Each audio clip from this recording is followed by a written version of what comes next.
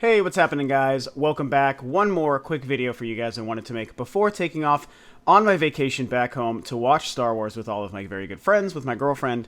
So another pretty big piece of news that happened yesterday is the reveal of what Hideo Kojima is doing moving forward. Officially has left and severed ties with Konami, and as I predicted, he has started his own studio, apparently bringing a lot of people that have been working on the Kojima team with Konami with him. So he has started up Kojima Productions.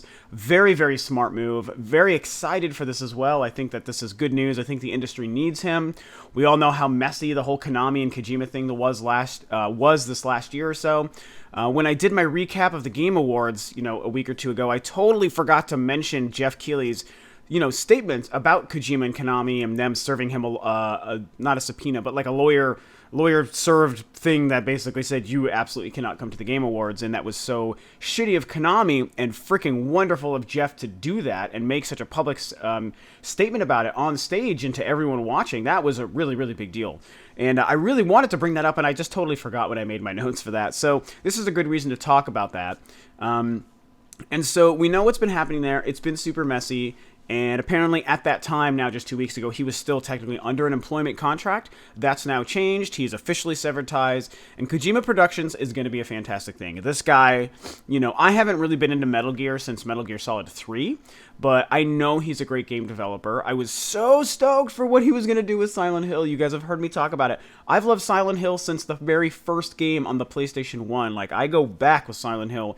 It's amazing. Silent Hill 2 and Silent Hill Shattered Memories are two of my favorite games of all time. And 3 and 4 are wonderful as well.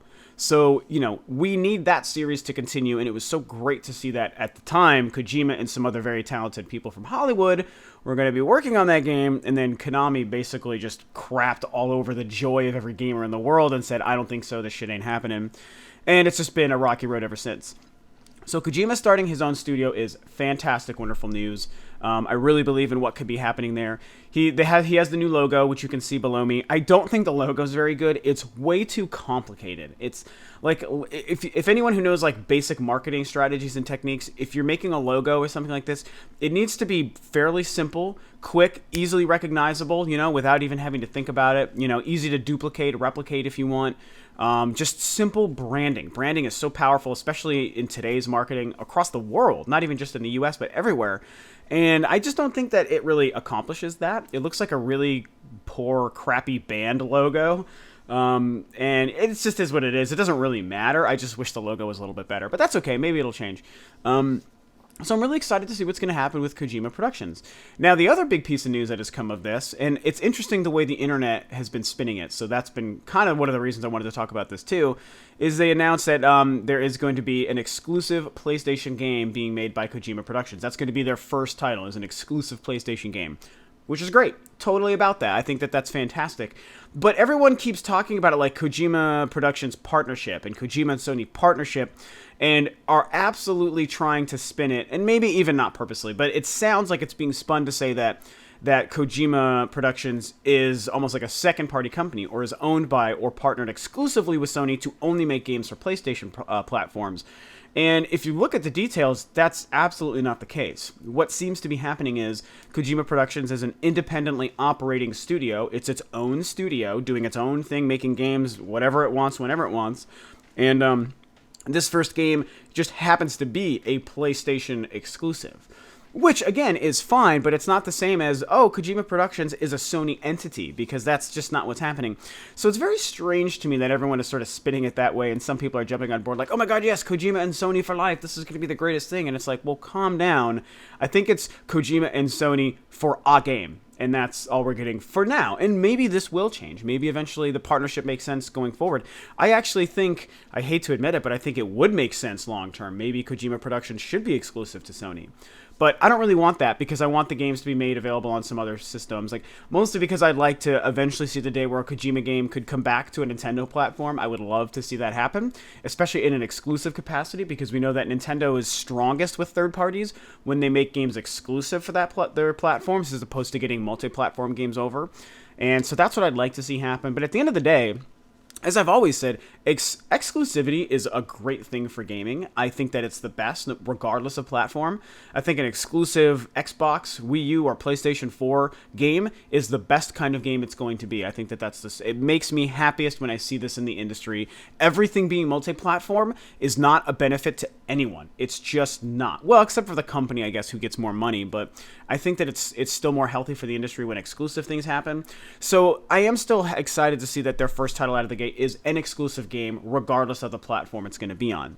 I hope that it's going to be great. I have a theory that it is going to be, and if it's not this, one of their games very soon will be this, the spiritual continuation of what they were going to be doing with Silent Hills.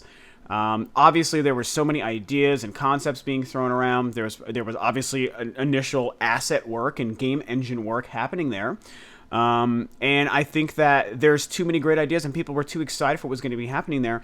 Why not make one of their new games, if not their very first game, the spiritual successor? Like I said, the game using those assets and those concepts, just with a different title, not called Silent Hills, not using any characters.